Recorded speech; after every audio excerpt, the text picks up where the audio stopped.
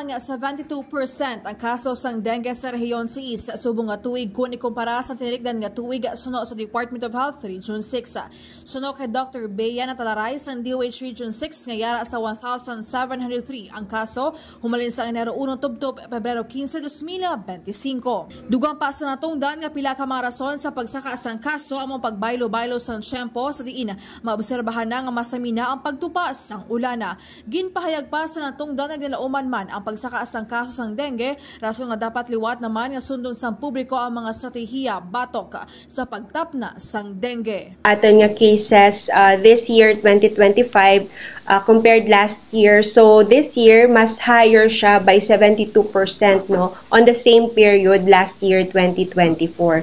So ang reason, mga possible reason nga nagasaka ang aton kaso is first no ma-observe nato ng aton nga weather changes since may ara kita times nga nagainulan kita subong especially kung early morning or late in the afternoon. Samtang nagpahanumdum naman ang Department of Health Region 6 sa publiko nga dapat sundon ang 4S strategy batok dengue bangod sa nagapadayon nga pagsaka sang kaso siniya.